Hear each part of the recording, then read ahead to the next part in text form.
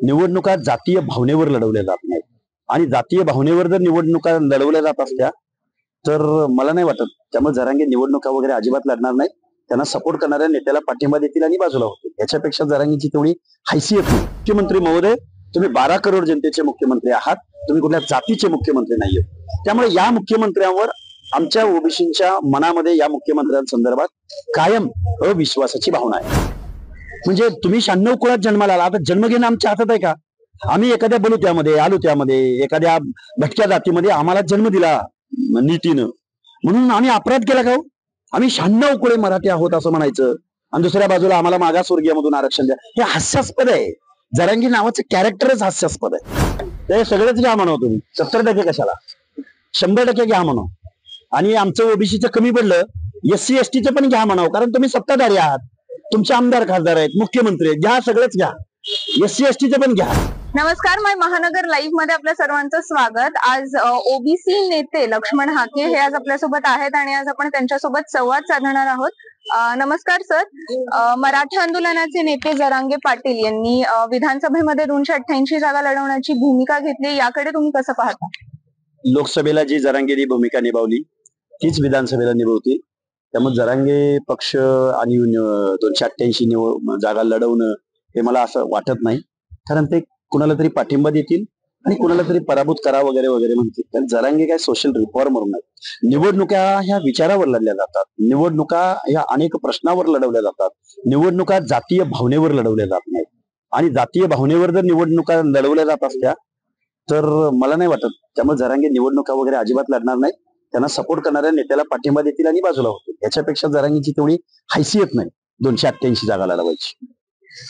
जळगाव मध्ये बोलताना मुख्यमंत्री शिंदे म्हणाले कालच की मराठ्यांना कुणबी प्रमाणपत्र देऊ आणि मराठ्यांना आरक्षण देऊ, आणि दुसरीकडे ओबीसी सोबत बोलताना ते म्हणतात की तुमच्या आरक्षणाला धक्का नाही लागून देणार. सरकारच्या दुतोंडी भूमिकेकडे तुम्ही कसं पाहता? खरं तर मुख्यमंत्री महोदयांनी 12 करोड जनतेचं हित डोळ्यासमोर ठेवावं.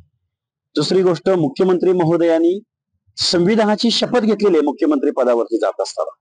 त्यामुळे आमच्या संविधानात्मक हक्क, अधिकार, रिझर्वेशन पॉलिसी, सामाजिक न्याय या धोरणांची तुम्ही संविधानाची शपथ घेऊन तुम्ही असं वक्तव्य कसं करू शकता? कुणाला कुणबी सर्टिफिकेट देऊन ओबीसीकरण करायचं नाही करायचं, तिथं स्वायत्त संस्था आहेत. त्यामुळे मुख्यमंत्री महोदयांनी अशी असंवेदनशील आणि ओबीसीच्या मनात भीती निर्माण होईल अशी वक्तव्य करू नयेत. मुख्यमंत्री महोदय, तुम्ही 12 करोड जनतेचे मुख्यमंत्री आहात. तुम्ही कुठल्या जातीचे मुख्यमंत्री नाहीये. त्यामुळे या मुख्यमंत्र्यांवर आमच्या ओबीसीच्या मनामध्ये या मुख्यमंत्र्यांसंदर्भात कायम अविश्वासाची भावना आहे. जरांगे पाटील एकीकडे स्वतःला म्हणतात की 96 कोळी मराठा आम्ही आहोत आणि दुसरीकडे मागासवर्गीय ओबीसी मधून ते आरक्षण मागतात आणि या सर्व राजकीय तरतुदी असल्याचं म्हटलं जाते. मात्र या सर्व मध्ये ओबीसींची परपट होताना आपल्याला पाहायला मिळते. याबद्दल तुम्ही काय सांगा? ओबीसींच्या मनामध्ये भीती आहे, ओबीसींच्या मनामध्ये न्यूनगंडाची भावना आहे. ओबीसीला सिव्हिलायझेशन मध्ये घेण्यासाठी म्हणजे मानवतावादी दृष्टिकोनातून एक नागरिक म्हणून अधिकार जो मिळालेला आहे. आम्ही अपराध केला का हो? आम्हाला ओबीसीचं आरक्षण मिळालं म्हणजे तुम्ही 96 कुळात जन्माला आला, आता जन्म घेणं आमच्या हातात आहे का?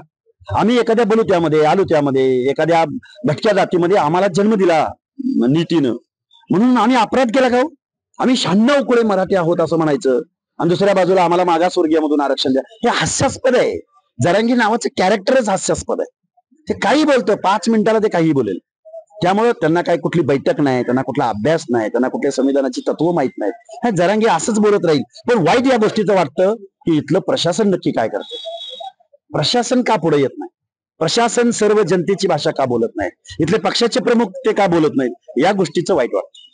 त्या दिवशी पुण्यामध्ये रॅली झाली, त्यांची शांतता रॅली, त्याच्यामध्ये त्यांनी व्यासपीठावर सांगितलं की 70% मराठा आम्ही ओबीसी मध्ये घातलेला आहे, आता 30% राहिलाय, तो आम्ही सगळे सोयऱ्याची अंमलबजावणी करून ओबीसी मध्ये घालू. तुम्ही काय सगळेच घ्या म्हणा, तुम्ही 70% कशाला, 100% घ्या म्हणा. आणि आमचं ओबीसीचं कमी पडलं, SC STचं पण घ्या म्हणावं, कारण तुम्ही सत्ताधारी आहात, तुमचे आमदार खासदार आहेत, मुख्यमंत्री आहेत, घ्या सगळंच घ्या, SC STचं पण घ्या. काय चाललंय? कायद्याचं राज्य आहे. इथं जर एखादा मायक्रो घटक असेल जो मोर्चा काढू शकत नसेल आणि त्या माणसाने जर त्या माणसाचे हक्क अधिकार तुम्ही डावलणार का? मग विजय NT प्रवर्गातला एखादा आमचा जर विमुक्त जातीमधला एखादा गुन्हेगार जमात म्हणून ज्याच्याकडे पाहिलं जातं त्या माणसाचा तुम्ही हक्क अधिकार काढून घेणार का? तर तो मोर्चा काढू शकत नाही, तो त्याचं उपद्रव मूल्य दाखवू शकत नाही, म्हणजे त्याने या महाराष्ट्रात जगायचं नाही असं म्हणायचंय का? या महाराष्ट्राची थट्टा लावली जरांगे नावाच्या माणसाला. 56 लाख नोंदी लिहिल्या असं म्हटलं जातं आणि त्या 56 लाख नोंदीच्या माध्यमातून त्यांचं म्हणणं असं आहे की 2-3 वर्षामध्ये मराठा समाज हा आरक्षणात पूर्ण येईल. तर या 56 लाख नोंदी जे आपण पाठीमागे बघितलं की त्या चुकीच्या नोंदी येतात किंवा खाडाखोड करून आपण त्या नोंदीवर लिहिलं गेलं की मराठा कुणबी मराठा असं लिहिलं गेलं.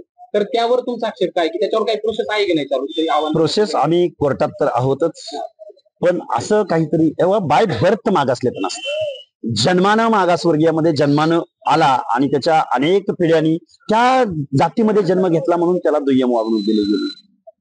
तुम्ही मागून कसं तुम्हाला मागास पण मिळेल? ह्यामुळे हे जरांगेच्या डोक्याच्या वरचं आहे. मागास नावाची तुमच्याकडे व्याख्या काय? मागास जो सोशली बॅकवर्ड आहे, ज्याला या व्यवस्थेमध्ये हजारो वर्ष इथल्या ग्रामदैवताच्या गाभाऱ्यामध्ये प्रवेश नाकारला गेला, त्या जातीमध्ये जन्माला आला म्हणून त्या माणसाला दुय्यम वागणूक दिली गेली. एखादा नाभिक असेल तर त्याचं तोंड न पाहणं, एखादा मेंढपाळ असेल धनगारड्या म्हणणं, अशी जी काही म्हणी, वाक्प्रचार, लज्जा मनाला उत्पन्न होईल, स्पर्शता, ह्या सगळ्या गोष्टी आहेत ना मागासलेपणाच्या. आणि या पॅरामीटर मध्ये जरांगे आणि जरांगीची कौम कुठं बसते याचं उत्तर जरांगेने द्यावं. जरांगे वगैरे फालतू गोष्टी आहेत. तुम्ही संविधानाची भाषा बोला, कायद्याची भाषा बोला, लोकशाहीची भाषा बोला आणि टोटल जनतेला डोळ्यासमोर ठेवून वागा, असं माझं इथल्या सत्ताधाऱ्यांना आव्हान असेल. मेंढपाळाच्या मुलापासून एक सामाजिक कार्यकर्ता म्हणजे एक प्राध्यापकाची नोकरी सोडून हे सगळं आव्हान किंवा हे सगळे धाडस कुठून आलं? डॉक्टर बाबासाहेब आंबेडकरांच्या मानवतावादी विचारातून, फुले शाहू आंबेडकरांच्या पुरोगामी विचारातून आणि प्रत्येक माणसाचा हक्क आणि अधिकार आणि लोकशाहीची तत्व या विचारातून. याच्या पलीकडे मी आमदार खासदाराचा पोरगा नाही. त्यामुळं संविधान श्रेष्ठ आहे. हे आमदार खासदार मुख्यमंत्री मंत्री हे तात्कालिक आहेत. संविधान श्रेष्ठ आहे. संविधानाला ठेच पोचवणारी भाषा इथं या भारत देशात कोणीही बोलू शकत नाही, एवढा आमचा संविधानावरती विश्वास आहे. शेवटचा माझा तुम्हाला प्रश्न आहे, आंतरवर्णी सराटीमध्ये वडीगोद्रीमध्ये तुम्ही आंदोलन केलं, त्याच्यामध्ये तुम्ही उपोषण करत होता, पण त्या उपोषणामध्ये तुमची चिडचिड का नाही झाली की तुम्ही आक्रमकपणे बोलणं किंवा? आमचा संविधानावरती विश्वास आहे. आम्हाला प्रत्येक माणसाबद्दल रिस्पेक्ट आहे. आम्ही फक्त कायद्याची भाषा बोलतोय, त्यामुळे चिडचिड होण्याचा प्रश्नच येत नाही. चिडचिड करून होतं काय? तो संयम कुठून आणला? संयम हेच सांगितलं फुले शाहू आंबेडकरांची विचारधारा आणि संविधानातील तत्व. धन्यवाद.